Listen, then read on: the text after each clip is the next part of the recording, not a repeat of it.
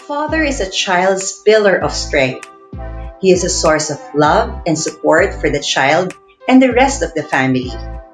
It is said that a good father makes all the difference in the child's life. Hello, everyone. My name is Gail Reyes Galang, and welcome to our peaceful classroom.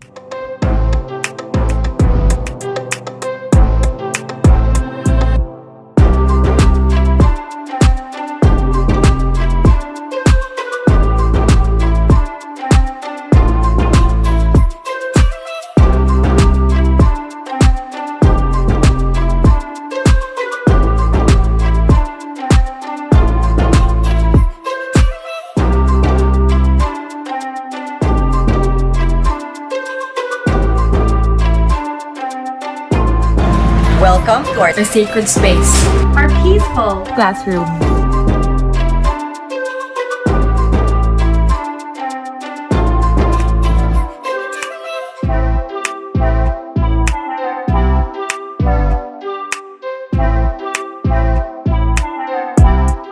Our peaceful classroom is a dedicated space where parents, educators, and other professionals come together to talk about ideas on how to promote positivity and peace within ourselves, within our families, and our communities. In celebration of Father's Day, we will focus on the family's pillar of strength, the fathers. Joining us today are three fathers: Dr. Jerry Jurisprudencia, a father to two independent and empowered young ladies; Gilbeys Sardea, a father of one talented and vibrant young girl; and Chino Ortiz, a father of a smart and sweet toddler. Please listen in as we discuss parenting roles, parenting styles, rules, and other ways to nurture family bonds.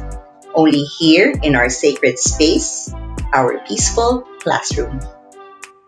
Hello, everyone, and welcome to our peaceful classroom. Today, it's going to really be a very special episode because we're going to be talking about our dads.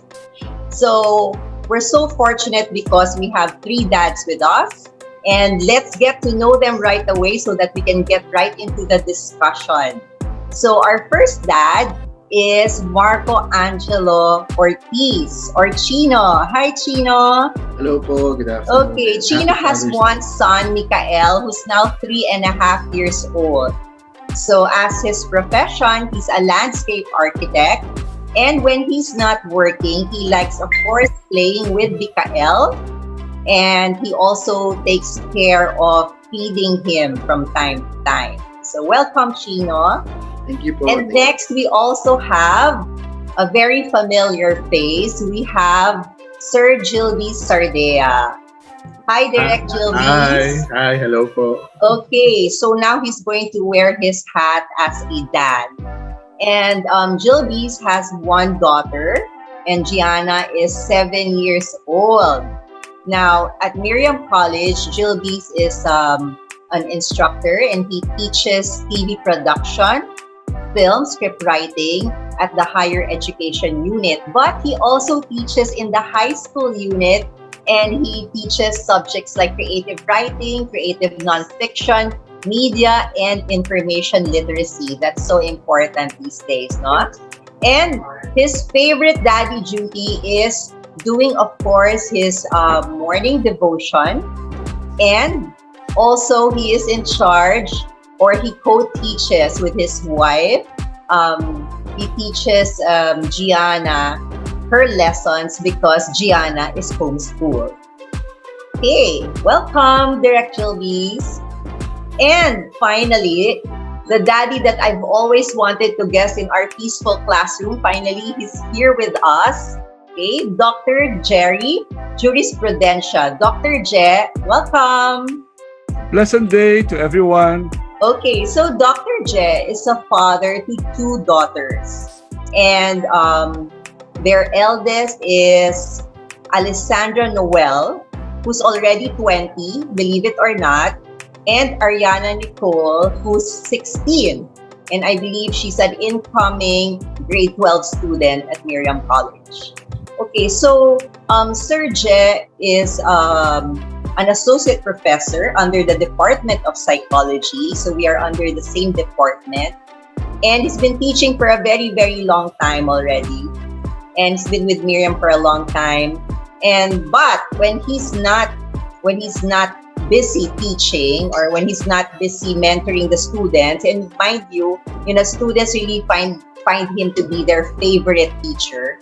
Okay, but when he's not doing that, Dr. J assists in house chores. So he does the cooking also, he does the washing, imagine laundry, no?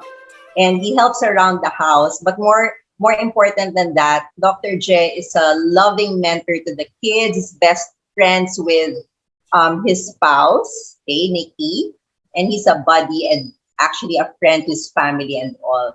So welcome, daddies. Welcome to our peaceful classroom. And we're going to celebrate Father's Day soon. So we're going to talk about you, okay? The most important member of our families, our dads. Okay. Okay. Next to our moms. Haha. Okay. Okay, let's start. So maybe I'd like to find out what is your parenting style? Okay, maybe we can start with Chino. What's your parenting style? Mikael is only 3.5. So how do you do it? I would like to thank you, Dr. Gail, for having us today. And also, I would like to greet our fellow guests ng Happy Father's Day advance to you. Well, going back to the parenting style, I would have to say that our parenting style or the style that we chose was to be more flexible with Mikael. So, for whatever situation, we feel like there will always be something that we can teach him. So we try to be very flexible with him. A good start, no? To be flexible, especially now he's a toddler. And he's curious, no? He wants to do all Yes. sorts of things, and it's really hard to control him because that will really limit his curiosity and his need for exploration. Yeah. How about Sir Gilbeys? What's I your parenting style with Gianna? um I have to admit at the start of our um, uh, when we started become parents to Gianna early years, I was the spoiler, somewhat the spoiler, but that changed because we saw how she is responding. So we had to shift on how we do our parenting style.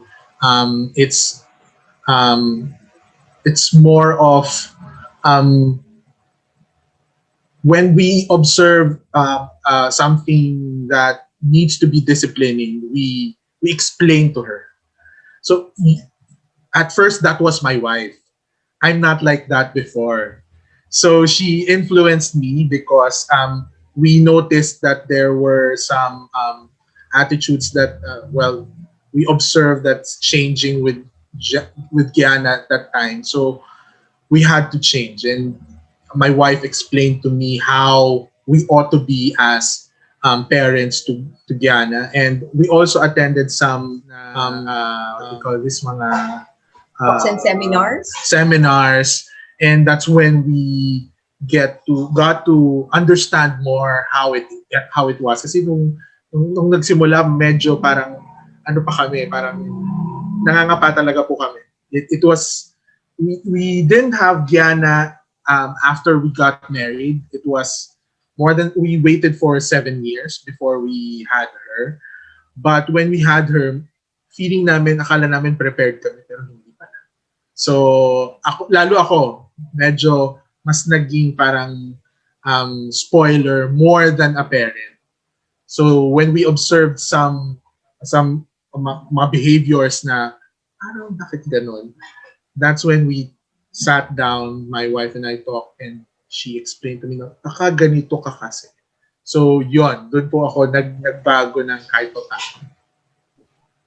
Okay, that's good, Sir Gilbeys. No? So in a way, it's also very flexible. And in a way, it's also like a trial and error on your part. But what's good about that is you're able to communicate what works well and what doesn't work. And you were able to adjust. Right, it's nice. Okay, let's ask Dr. Jeff. Well, in my case, uh, now it looks like I am more relaxed, being a parent of a young adult and a 16-year-old daughter. But initially, my parenting style was totally different from my own father. My father was uninvolved, permissive. And so he would only get involved if he will give us our allowance. And after that, that's it, period. He doesn't even ask whether we're okay in school, whatever. So for him, I just have to understand perhaps that's also how he was brought up because his own father, my lolo, died when he was only 7. So when he became a parent, I think that was also something new for him. That's why when I became a parent myself, I realized that I have to be involved.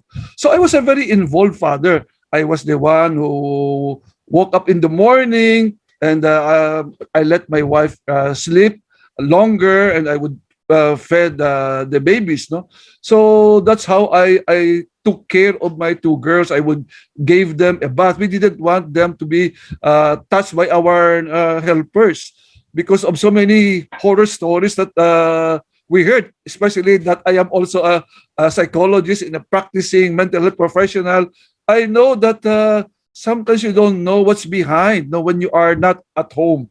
So we see to it that they are there. They help us perhaps in cleaning the house, watching the kids. But when it comes to taking care of the kids, we are the ones who did it. So it was difficult. We have to learn. No, we have to learn the hard way. But what was beautiful was the fact that the way we brought up our eldest was totally different when we brought up the second.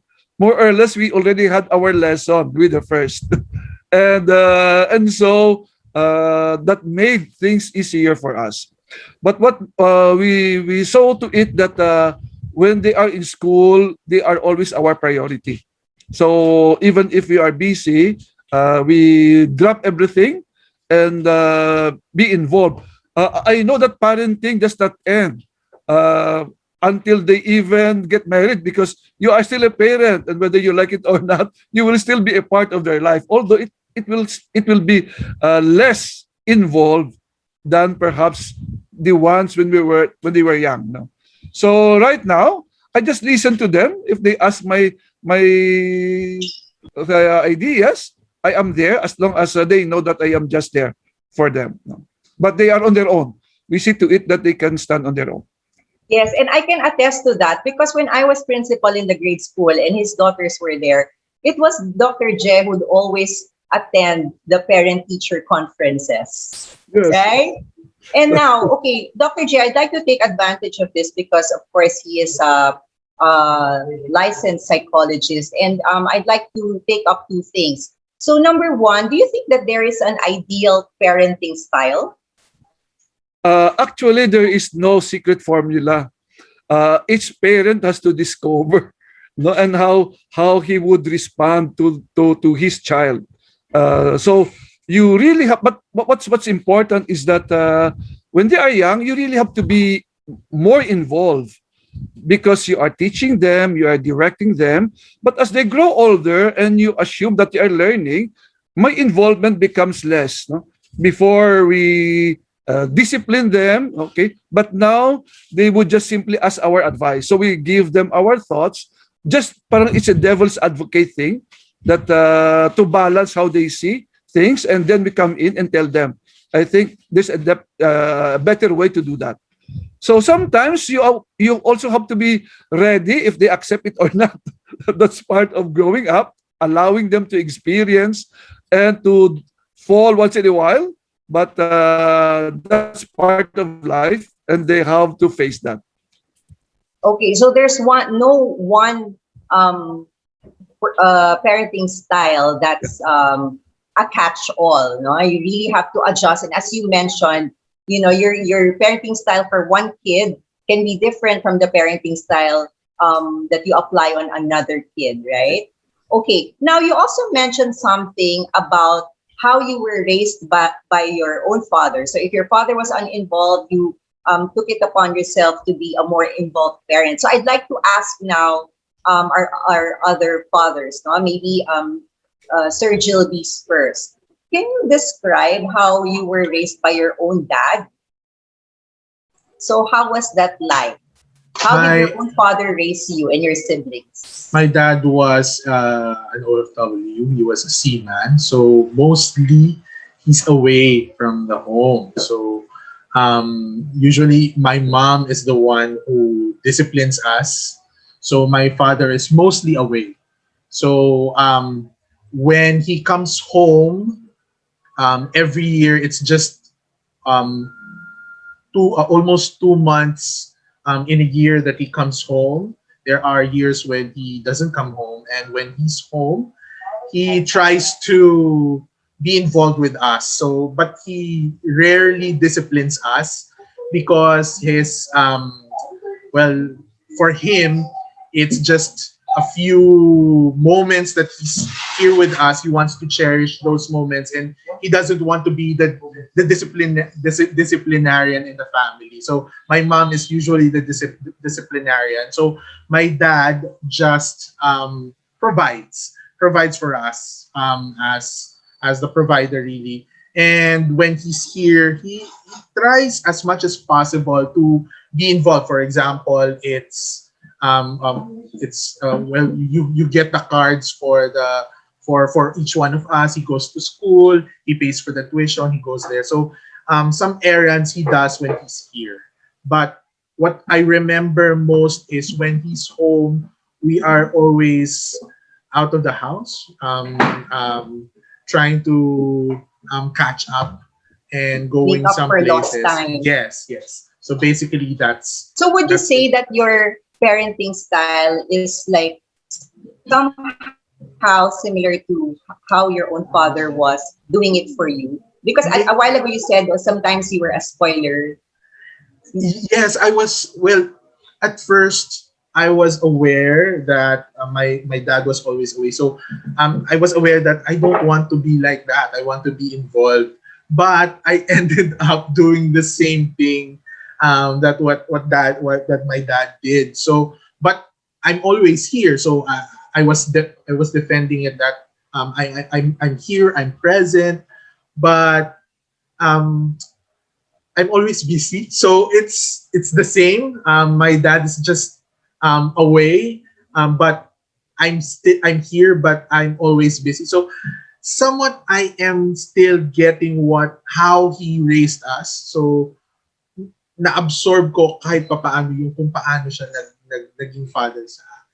So yun. Okay, I see. So what I get there is maybe you'd like to have more of that quality time, more intentional time with Gianna, because yes, it's right. Even if we're at home, we can be very busy the entire day and you only see each other well at night when everyone Yes, is too yes, tired already and yes. sleepy. Yeah. Okay, how about Chino? What's your parenting style? I mean, and how? No, I mean, how Different. was your dad Yeah. in parenting you? Well, actually, I'm the eldest of three. So sa parenting style, basically my dad and my mom were the same naman. No? So fortunately for us, we had them both together naman, and up till now, magkasama pa rin naman. And also, nakikita ko rin yung style ng parenting nila, how different it was from what we do now, is that my parents before, ano rin kami eh, same din kila Sir Gilbeys tsaka sila Sir Jerry. No? So, they try to spoil us with the things that we would like, sometimes even more than what we want. Uh, no? So I think it's a common trait naman with parents. No? So the difference with us is that we also try to do that, but as much as possible, we try to limit yung pag-spoil namin kay Mikael. So it's hard, definitely it's hard kasi ang hirap tiisin lalo na yung pagbibigyan ka nila nung puppy dog eyes, no? So super cute And it's just hard to say no. But then at the end of the day, you as a parent should always say no. Well, not really say no, but then limit lang. No? So there's a perfect time to give them everything they want. Then there's also a perfect time to limit then what you give. Okay, Chinos, and since you've mentioned it already, no, maybe we can talk about rules. So, what are the usual rules that you implement in your house with Mikael? What are your rules? Okay. What Well, rules or expectations? yeah. So sa rules naman po, considering that Mikael is only 3.5, it's very hard to enforce rules on him. No? So what we do is we let him do the things that he wants to. But when we see that it's kind of a bit dangerous, like he goes on top of the table, or we tell him, you don't go there, you will get hurt. No, you might get hurt. Or sometimes if he plays with the food, we tell him that playing with the food is not good. So we tell him to eat properly. No? So sa rules naman, we just explain to him that there are certain things that we cannot do or we cannot let him do. No? With that, kasi formative ages, we feel like konting kibo, they will be limited. No? Lalo kapag kayong natakot sila, pagka napagalitan, they would feel scared. So, we don't want that. No? We don't want that. We want him to explore, and also we want him to learn. Even if he doesn't learn from us, we want him to learn from himself. So, as much as possible, the rules, wala kaming base set ng rules except for when he's coming violent, like he tries to hit other people, or he shouts at elder people, no, yung mga auntie niya, mga lola. No? So when he does that, we tell him that it's not good. So yun yung mga rules lang na basic na sinasabi namin sa kanya. But right now, we can't really enforce to him yung rules na I mean, he will not understand yet completely. Definitely, that's what I think. No? Yeah, I think those are very good rules. No, it's very child appropriate because Mikael is only 3.5, and obviously you don't want to curtail his need to explore, to initiate, At saka yung okay? creativity. And it's really like more of being safe and secure, right? Opo. Okay. Let's talk to Gilbeys because Gianna is a grader. No? She's in the Yes. elementary level. Yes, So, are your rules different? well, basically it's almost the same, but our rule is just you just need to obey. In everything, whether it's what we're doing her academics or just playing with her cousins, ang rule lang po namin, what we tell you is for your own good. So you just need to obey. So there are times when she would request things. For example, um, can I sleep over at my cousin's house? So it's just near our house. So sometimes we allow her, but we tell her, we explain to her that you need to sleep early, you need to follow your Tito Mark's his uncle when he tells you to sleep already. But of course, when she's with her cousins, they don't sleep early. So the next day she becomes cranky, and that's when we tell her that so this is the result of you not obeying. So it's more of we just tell her, advise her, but if she doesn't follow, we explain to her the consequences of what she did. So, for example, in that situation, you became more cranky. So we will have to well let you sleep. We won't allow you to sleep anymore for the next few weeks with your cousins because this is what happens when you don't sleep early and when you don't follow our rules. So that's it. That's just the basic thing that we do to her. So in her academics, For example, she needs to do these worksheets and she did not do it. We have to add other tasks, and sometimes she complains. She gets tired that I'm doing a lot of things, but we explain to her, oh, that's the consequence of not following. If you had done this, you wouldn't have piled up your tasks. So just to show her that all our actions have consequences, or sometimes, of course, we give her rewards also, but for things that she doesn't do or she doesn't follow, that's when consequences come. So that's just our rule for. So it's more of focusing on the natural consequences that could happen, right? Yes. Okay. All right. And of course, I think there's a lot of communication that happens there. So which and it's good also that she's very receptive and she's able to listen. Okay, so now Chino and Gilbeys, I invite you to listen to Dr. Jeb because his daughters are already in the high school, and someday you're gonna get there. So let's see how he applies the rules for teens and a young adult. I think the first rules that I learned when my daughters were very young, and I believe this will be very, very important for my comrades here, Chino and Jelbis, is the rule that nobody can touch your body. That's very important. No? So that's your private part. And even if an adult, even like us, we cannot do that. So they have to be very conscious of that. No stranger, because that's your private part, and you have to be ready to understand your responsibility and the boundaries, no, of your body.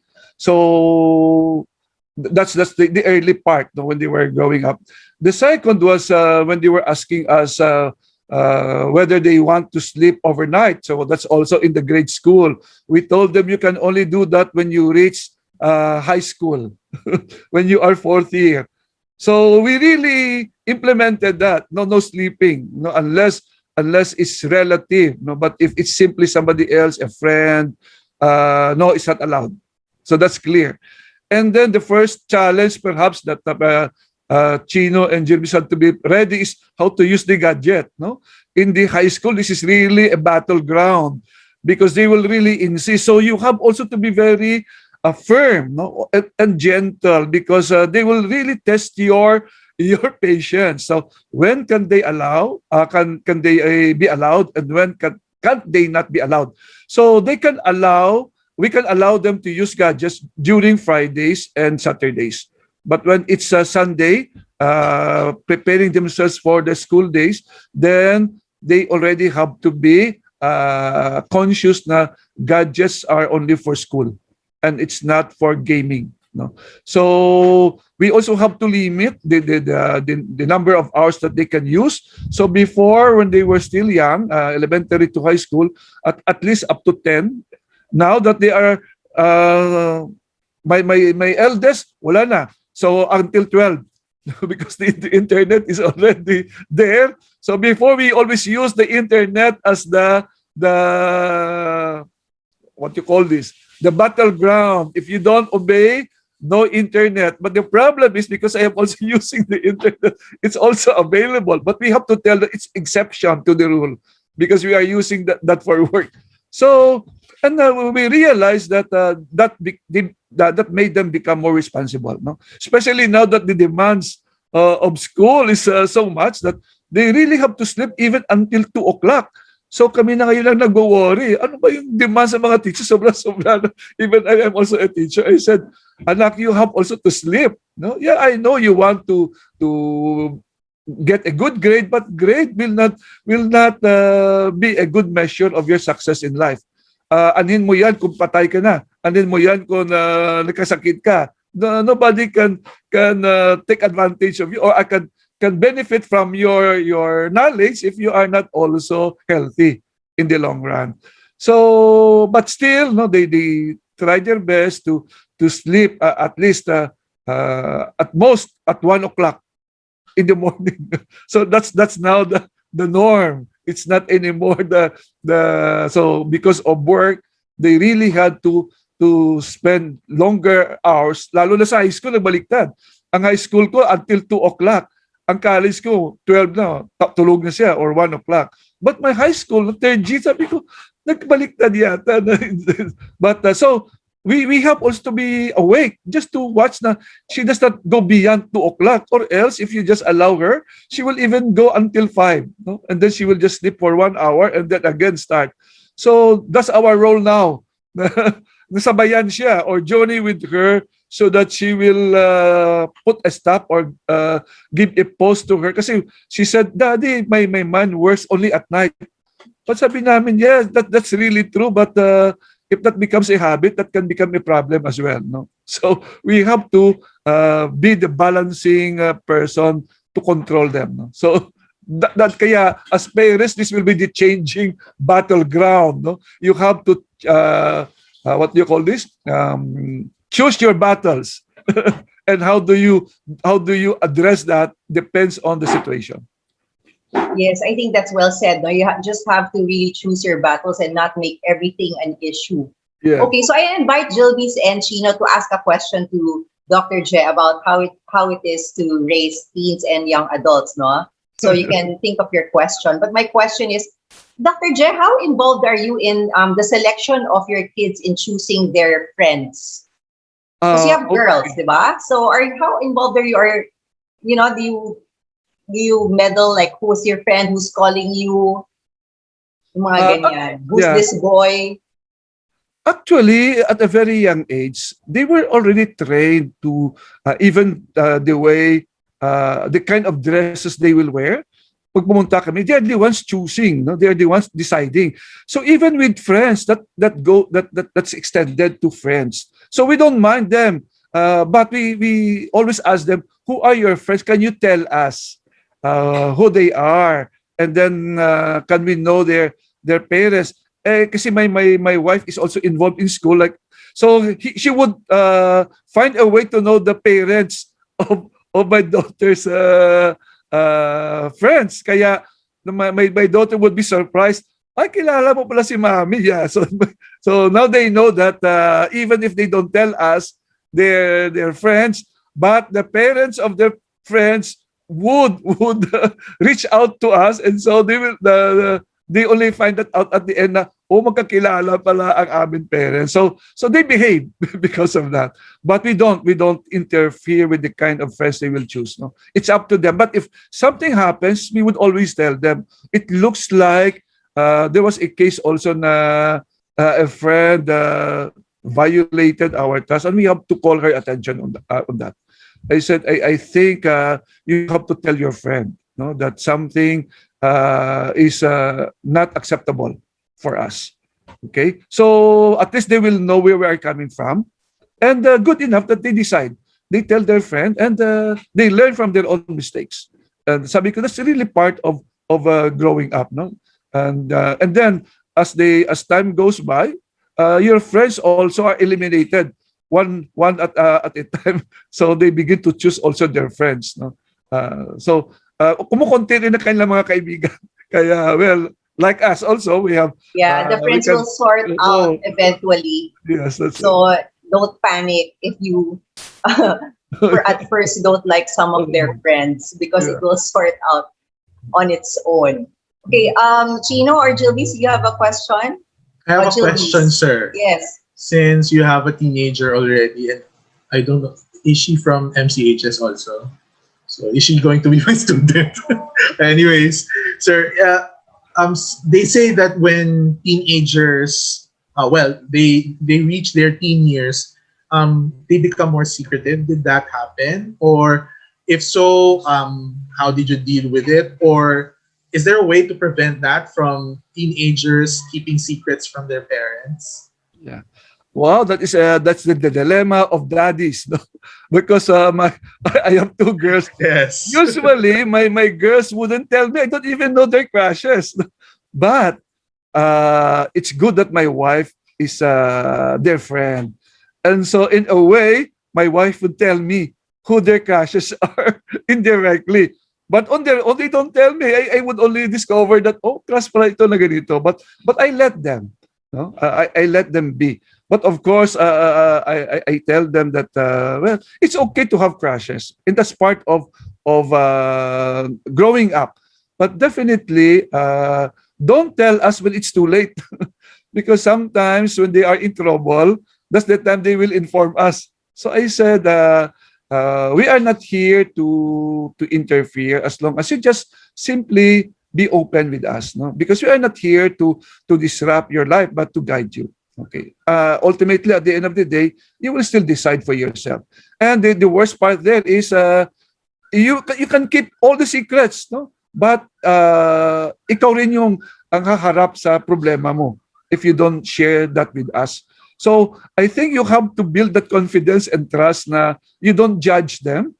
You simply have to validate their feelings and assure them that if ever they need you, you are available. Oo. So, but of course, the moms are there, no? So my wife is always hands-on when it comes to their secrets. Iba kasi sa boys, sabi ko, buti wala akong boy, si Chino, boy kasi, no? Mangliligaw yan. Ang mga girls, it's easy. So they will just talk among themselves, or the elder daughter would share her secrets to the younger, the same way the younger. So ako, wala akong alam dyan as the daddy, unless they would share that with me. So tatawa lang ako, but usually it's the mom who knows more. So yun ang situation, no? Ako rin po, ma'am, may question. Yeah, Chino, sige. For Sir Jerry, and also possibly kay Sir Gilbeys na rin. Pero kay Sir Jerry muna, kasi I think mas matatanda yung anak ni Sir Jerry. Sir, when it happened, no, how did it feel nung nalaman nyo na nagkakaroon na sila ng crush? Kasi for me, I will not feel the same kasi I have a boy. Yes. But then, actually, I would feel excited for Mikael. Like, in the future. Mas mahirap sa lalaki, Chino. Why? Kasi sila ang lalabas, sila ang maghahanap ng ways. Ang mga girls would just simply wait, no? Whoever will take the initiative. Although, sabi nila nga nagbabago na nga daw ang panahon. Sometimes, it's the women who takes the initiative and tell the guy, ang kwan mo naman, ang nam mo naman. But definitely, it's always at the guy's end to take the initiative. So, sa kanila, kwan lang ko, as long as I have my ears there for them, pero yun ang sabi ko, mas okay ang babae, although hindi sila lumalabas o maghanap ng time, magtago, kasi ang lalaki usually mag-spend, would find the ways to spend for their girlfriend. Like ngayon, example, my eldest, is the guy who is buying, no, and sending food kasi delivery. Sabi ko, well, if he does that, as long as he has the budget, no? But definitely it's her choice, no? Oo. So yun lang siguro ang kaibahan dyan, kasi when it comes to pleasing your girlfriend, ikaw yung wants to show na you are in control, no, while the women were just waiting, no? And will judge you based on how open and what do you call this? Affectionate will you be when it comes to relationship? Oh. Sir, ma'am, pwede pa po bang one Yes, last of course. question? Natawa lang ako kay Chino kasi relationships na yung pinag-uusapan. 3.5 pa lang si Mikael. Nakaka-excite lang rin kasi Mikael is, may shortage siya ng friends ngayon kasi as we all know, the pandemic. So, medyo, wala siyang admiration of other people so far. Ang nakikita lang kasi niya is basically family ko sa side ko, and then family ni wife sa side naman niya, no? So parang kulang pa siya doon sa socialization skills niya. So I'm guessing that it will come at a later time. So sana naman by then hindi naman siya mahirapan makipag-socialize. And then when it comes to socialization, and then andyan na, darating na yan, mga crush, no? Pabilis ng pabilis. Actually, papatayan ng pabatayo nagkakaroon ng crush. So, again, yung last question ko po, sir, siguro kay Sir Jerry and Sir Gilbeys, kasi si Mikael is 3.5 right now. I would like to ask, well, itong early stages, hindi naman kami magkakaroon ng problem sa paghanap sa kanya ng school kasi it will be our choice. Pero when it comes to yung may choice na siya, how did you deal with it? Na parang did they want to go to Miriam or did they want to go somewhere else? Paano po ba yung pag-handle? Kasi Mikael will be studying soon eh. Okay, let's ask Gilbeys about that, no? Because Gianna is homeschooled. Yeah. Does Gianna go to you and say, "Now I want to study in a regular school"? Actually, Miss, we started her with going to school. So she went to school, nursery and kinder 1, yung mga ganun pa dati, kinder 1, kinder 2. So, but we had her experience that so that she already knows what the responsibilities are when in learning. So we just gave her an idea. But after that, before her last year in school, we already explained to her that we are inclined to doing homeschooling. So, but well, she started homeschooling with my wife when she was just 2 or 3. So they were homeschooling her. Then we sent her to preschool. Then when we decided to fully homeschool again, we talked to her because in one of the homeschooling seminars that we went to, you really have to explain and really have to ask for what the child wants also. So we weighed things. We weighed a lot of things, but we explained to her that this is what we wanted. This is how it's going to be. So we explained that the lessons in school will be different because we are going to be your teachers, and the socialization will be with your cousins, with us. So we told her that, and she already knows it because they had that experience before she went to school. So before the last day, we were priming her na so is it okay if you want to really homeschool? Na we're going to do everything here at home. So decided naman na po siya nung time na yon na mag-homeschool kami. And I guess yun din what we were concentrating on and what our objective is for homeschooling is to be more intentional and be more focused on her character. So when she decides to go back to school, Tatay, can I go back to school already? That's when we will prepare her. So yung magpe-prep kami, tapos babalik namin siya. Kasi yung mahalaga kasi may LRN number yata ngayon ng mga students. So she already has that. So it's not hard for us to put her back to school again because she has that number already. We will just have the PEP test for her to know what grade level she is, her learning, before we bring her back to school. So communication for us is key also. Even if she's still young, we explain to her, this is the situation, this is what's going to happen. So you try to explain so that she somehow knows Yes. the totality of what to expect. Yes. Okay. How about Dr. Je? Actually, that was a very good question that Chino raised. Una is how I wish my daughter could have been exposed in a co-ed situation, in a co-ed environment. Okay. And kasi there are many factors that a parent had to consider, no, when sending your kid to school. Una, how far is the school? Kasi una yan, kung malayo sa bahay mo, mahirap ka, no? How will you bring your kid to school?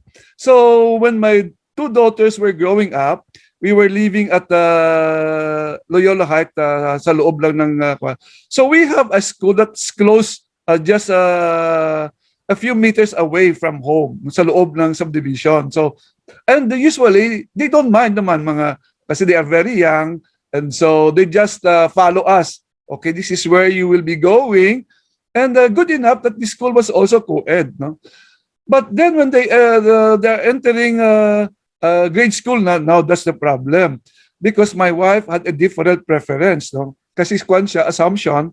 So, but there is no assumption nearby. We are in Katipunan. The nearest assumption is Antipolo. That's very far. I said, and I'm working in Miriam. So I said, that's the only choice we have. We want to have a co-ed. But because Miriam is an older school, that's the only practical, convenient, no? So they were not able to decide on that. So, but they were, because they saw us also where we are going, and they were exposed to the environment. So it was okay for them. So there's no problem convincing them. No, actually, it's more on the after high school. How we wanted them to. Yun ang regret ko when we still had a co-ed in the college. No, we fought for that, but we didn't win. So I said, so we just have to abide, no. But if they reach high school, it's up to them if they go to a co-ed school, no. So, but my eldest opted to go to the HEU kasi all throughout, kung siya eh. But ang balance lang is I allowed her also to meet friends sa Ateneo, sa Lasal. So it's up to her, no? Kung sino man ang mga friends mo, as long as you introduce them to us. Lalo na kung may mga prom is a problem. Saan sila maghahanap ng mga kanila, no? Partner. So, but they are very creative. So they were able to find guys who will escort them, no? So yun lang siguro ang kwan ko, ang aking wish na how I wish that our HEU could have balanced it. Kasi we already had a co-ed in the CSC, and then all of a sudden they are all girls school, and now Ateneo is even changing their stand. Nag-co-ed na rin sila sa, sabi kong daya naman sa kabila. But anyway, so it's their choice now whether they will pursue higher education in Miriam or go somewhere else, no? But of course, not too far that it will also be difficult for them to commute. So siguro yun lang, Chino, na may mga available, sino kung saan. Kasi may mga scholarship, for example, so you will not spend more, no? If you are working like Mirma, she's with Miriam, so ay kaya lang si Chino will be in Ateneo. So mahal yan, wala siyang Actually, sa work ko po ngayon, UP.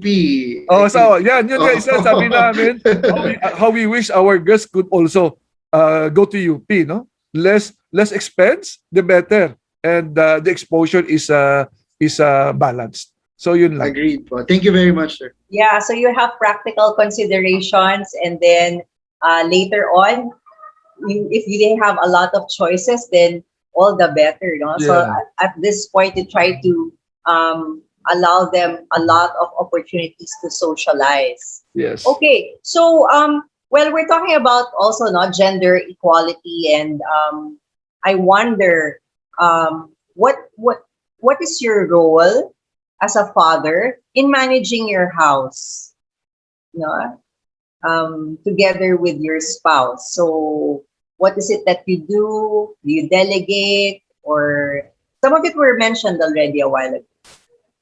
Chino, how is it in your household?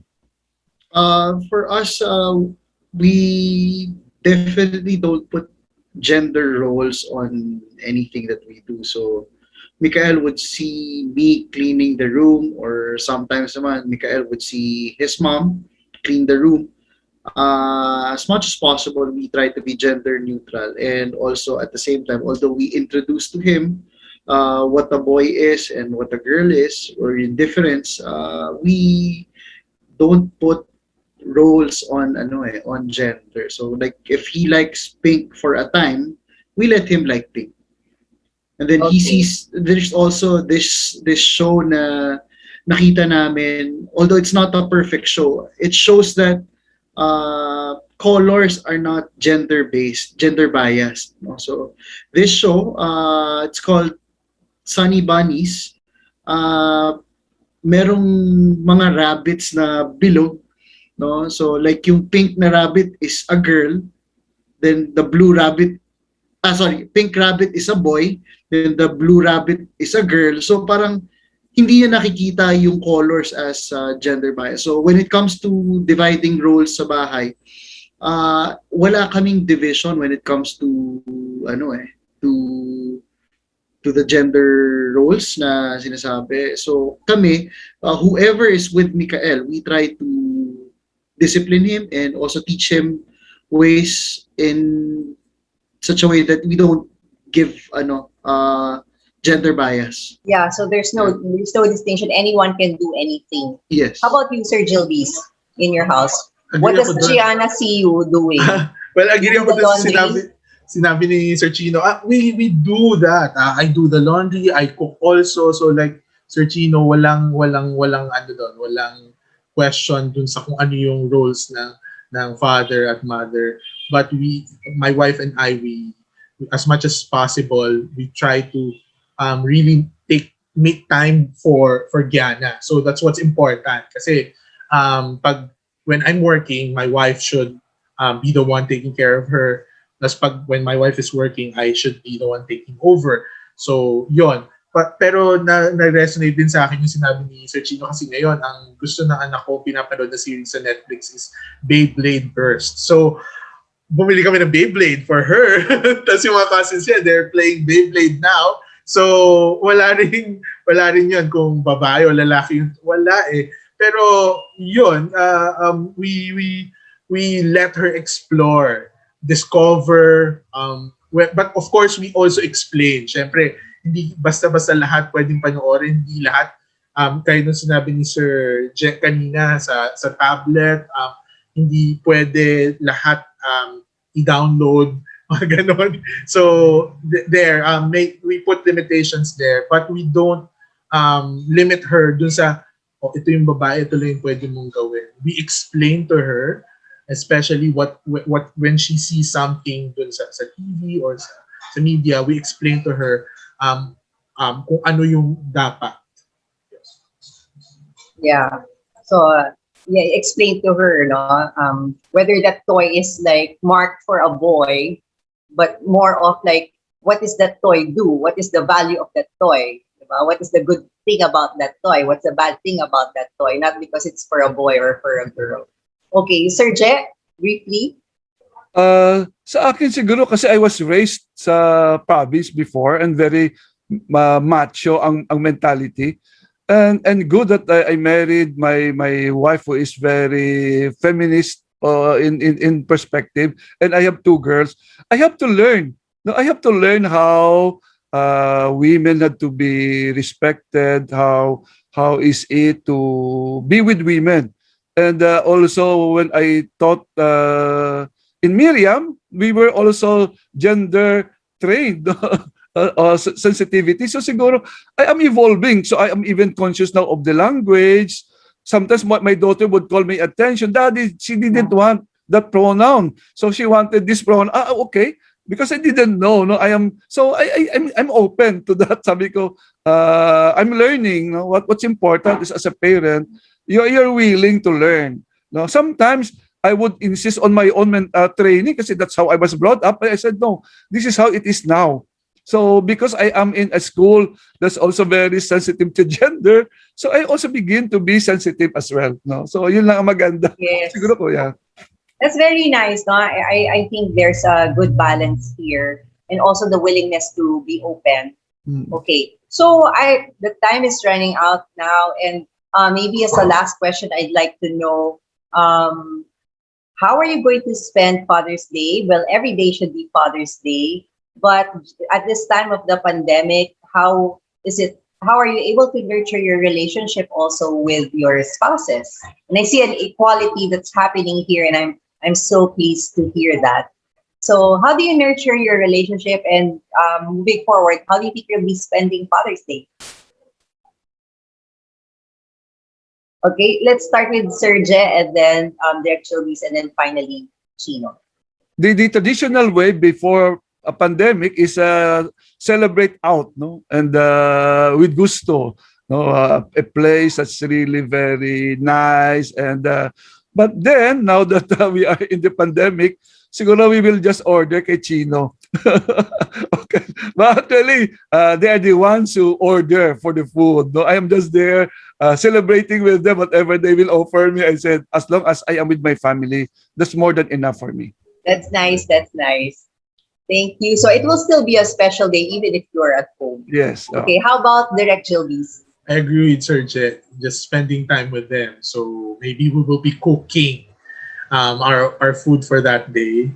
So we will be spending more time together. So yung ngayon kasi yun yung delineation of time, medyo mahirap po i-specify kung which time is spent with the family or work, yung ganon. So time now, spending time with each other is really what's important with us. So this Father's Day, I won't be expecting anything, but maybe we'll spend time cooking, doing chores together, as we have been doing this past few months during the pandemic. But maybe a more intimate conversation with my wife and my daughter. Thank you, Direct Gilbeys. It's very nice, no? So make an ordinary days extraordinary too. Okay, how about Chino? Yeah, so thank you po. Bali po, when it comes to me and Mirma, what we do is to nurture the relationship. We keep the communication open. So I think it's a very effective way to show respect and also show affection, no? Yung communication. So sometimes it's very difficult, especially kapag kunyari galing sa trabaho, kasi pagod na, no? So sometimes nakakalimutan namin na talagang to just sit down, do nothing and talk. But as much as possible as we can, we try to talk, no? And also when it comes to pagiging busy, I know very busy po lahat when it comes to online work dahil very challenging talaga, no? Kahit kami, kahit si Mirma or kahit ako, magkaiba yung nature of work, but when it comes to the busyness, it's the same. So what I do is if I can leave my work for a couple of hours, kung talagang hindi, kung kailangan niya na talagang peace and quiet for like meetings and conferences, I try to take care of Mikael para at least naman siya makatrabaho ng maayos at nang hindi na sa stress. So I think that's how we try to nurture. And of course, we show our affection as long as kahit saglitan na magkukulitan lang kami, tapos si Mikael nandyan, nagsiselos pagka lumalapit ako sa mama niya. So yung mga ganun, I think that's a good way to show naman yung affection and also yung nurture yung relationship. Yes. Is always to keep the communication line open. And then on how I would spend Father's Day, I'm not big on parties. So what I always like to do, like when it's my birthday or Christmas, just spend time with the family, of course with food, no? So yun ang aking parang wish lang na to spend Father's Day is just be a father, no? Be there with the boy, and of course I would not be a father without the mother. So spend time with the family talaga. I think that's the simplest but the most special way that I can spend Father's Day. Okay, so I guess we are all in agreement that the best gift that we can have for Father's Day is to spend time with the family, to spend time with the people whom we value so much. And it would be good for our kids to see that we love our spouses, because when they grow up, that is also the same treatment that they will offer their special someones. So I'd like to thank you everybody for your time. Dr. Jet, thank you so much. Direct Gilbeys and Chino. And I wish you a very happy Father's Day. And I hope that you will cherish this time that you have with your kids. And as you mentioned, communicate well. Whatever we tell them now becomes their inner voice someday. And we really have to really value the moments, okay, the present moment, because someday it's just going to be a memory. So with that, everyone, thank you for sharing this space with me. Thank you for being here in our peaceful classroom. That's all we have today. I leave you with a quote from Billy Graham. He said, and I quote, "A good father is one of the most unsung, unpraised, unnoticed, and yet one of the most valuable assets in our society." End of quote. To all the fathers out there, here's wishing you a joyful celebration of Father's Day. Thank you for joining in. See you again next time here in our sacred space, our peaceful classroom.